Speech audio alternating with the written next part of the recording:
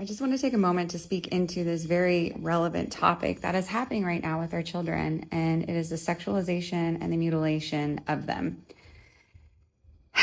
Y'all, if you watch that last full clip, you will see whores, yes, men dressed as whores and strippers, teaching these kids how to do those things, how to strike a pose, throwing dollar bills at them. If you still do not believe that pedocriminality has infiltrated every aspect of society, then you are living under a rock.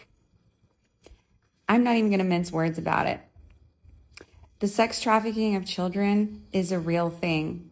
All the things that us quote unquote conspiracy theorists have been talking about, true. We have the White House for this agenda. We have school boards putting in our children's reading material very sexual content about how to give blowjobs, how to give hand jobs, how to have sex. This is all inappropriate stuff, right? Children can't even go watch a porno or rent an X-rated movie for a very good fucking reason, and yet we're going to be teaching them these things in school. I feel the desire to remind you all that our brain is not fully formed until 25 to 27 years old if there has been no trauma. This is traumatizing our children, especially if we mutilate their bodies. Oh Lord, we are in a world of trouble if we do not stand the fuck up in our power. And the other thing I'm going to say here is it might be triggering for some of you. Some of you might call me crazy, and I don't even care anymore. I don't even care. We are no longer battling flesh and blood. We haven't been for a long time. This is a spiritual war. There are nefarious forces out there that are hell-bent on harvesting our energy, destroying the human race, and destroying this planet. And it is our God-given right as beings created in the image of the divine, bestowed with all the power of the divine as well, to shift the trajectory of what we are on. We don't have to live this out. We do have the power to live a different reality. And it takes seeing things as they are. It takes courage to see the truth of where we are and courage to change it. Now, there's no reason to get all depressed and anxious and full of fear, because the good news is this: everything that feels uncomfortable, painful, disgusting, makes us sick, all of these things are messages that we are out of alignment with love. It is a loud cry to bring things back into alignment. So this is your opportunity right now to look around you and take the temperature of what's going on and ask yourself, how do we get off track? And how do we get back on track? And I truly believe the answer here is slowing down to really feel what's going on inside of us and to reconnect to the truth of who we are, to reconnect to our souls, to reconnect to nature, and to reconnect to God. So this is going to bring up a question for some of you. Well, if God is real and good and loving, then why does he let this happen? Well, the truth is we are sovereign. We have free will. I can do whatever I desire, right? And at the same time, there is natural law. So there are consequences to every action. If I fall out of alignment with how this universe, how this one beautiful song was created, if I ignore the resonance, if I ignore the natural law, I'm going to feel the consequences of it, right? I could drive at 1,000 miles an hour and not use my brakes and smash into a wall and say, well, I have free will, and then blame God because I die. Or I could understand that, oh, I do have free will. I can drive 1,000 miles an hour, but I could kill myself. So maybe I won't do it.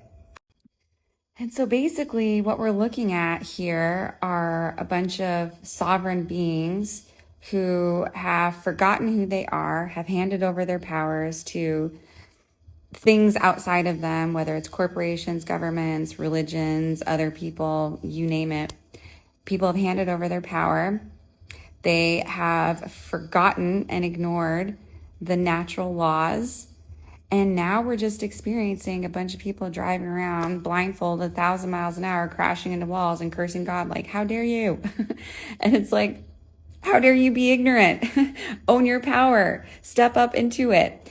And what I really believe is that people are afraid of how powerful they are and of being accountable for their power. So instead of owning it, they blame other people for where we are. And the truth is, you are to blame. I am to blame. We all are to blame because we created this together and we get to shift it together. Just like we do this inner work with ourselves, trying to understand why we became this way, how all the traumas affected us to become this way, and then we consciously shift it. This is what we get to do on a collective scale. It's not going to be easy. It's literally deconstructing every part of society and reconstructing something completely new. And it's reminding me of when I even started on this spiritual journey. I just left something that I knew was not in resonance with love, and I went into the mystery. And we are being called into the mystery, and this is a courageous journey. It is not for the faint of heart. And if you don't go on this journey, then you're just going to probably die in ignorance. And I'm going to tell you exactly how to perceive truth. If we were created from the divine, which is the source of all truth and all love, then that means we are pre-installed with truth and love, the ability to be it and the ability to discern it. So when you get in touch with the nature and with the nature of who you are and with the technology of your body, guarantee you gonna see the truth. You won't even be able to hide from it anymore. It's going to be clear as day. I didn't see any of the stuff that I see now until I started doing my inner work.